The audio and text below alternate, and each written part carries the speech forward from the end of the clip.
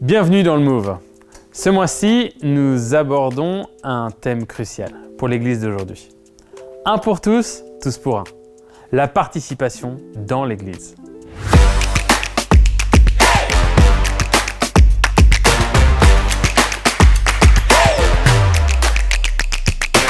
Dans notre société, nous observons une paradoxale évolution. Alors que nous sommes submergés par une culture d'hyperconsommation, un fort besoin de participation s'est également manifesté. Les gens ne veulent plus seulement consommer, ils veulent participer, contribuer, même produire. On observe cela partout autour de nous. Les jardins partagés, aux cafés de réparation. Mais qu'en est-il de l'Église ? Sommes-nous aussi participatifs que la société qui nous entoure ?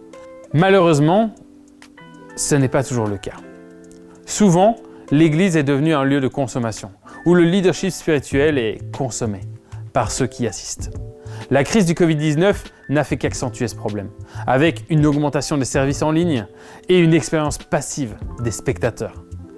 Mais l'Église n'a jamais été destinée à être un lieu de consommation passif. L'Église doit être une communauté vivante où chacun contribue. Dans le Nouveau Testament, l'Église est décrite par le mot koinonia, qui signifie bien plus que simplement se réunir. Il s'agit d'un engagement profond et participatif. La première Église était un exemple vivant de koinonia, où les croyants partageaient tout, tant sur le plan matériel que spirituel. C'est ce que l'Église doit redevenir aujourd'hui. Une communauté où chacun participe activement au bien-être de l'ensemble. Paul décrit l'Église comme le corps de Christ, où chaque membre a un rôle unique et essentiel. Nous avons besoin les uns des autres, et cela signifie que chacun, quelle que soit sa fonction, est important. Une Église participative exige une interdépendance mutuelle, où nous apprenons à souffrir et à célébrer ensemble, où l'ouverture et l'engagement sont la norme. Pour les dirigeants, cela signifie qu'ils doivent apprendre à lâcher prise et à faciliter la participation. Leur rôle est d'équiper les autres, de créer des espaces pour la participation et non de tout faire eux-mêmes.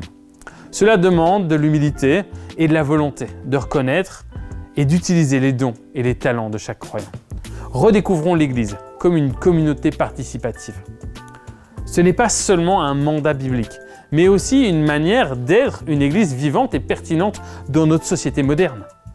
Construisons ensemble une Église où chacun a une voix, où chacun peut contribuer et où nous formons ensemble le corps de Christ. Lisez l'article de blog complet pour plus de réflexion et travaillons ensemble pour bâtir une Église participative.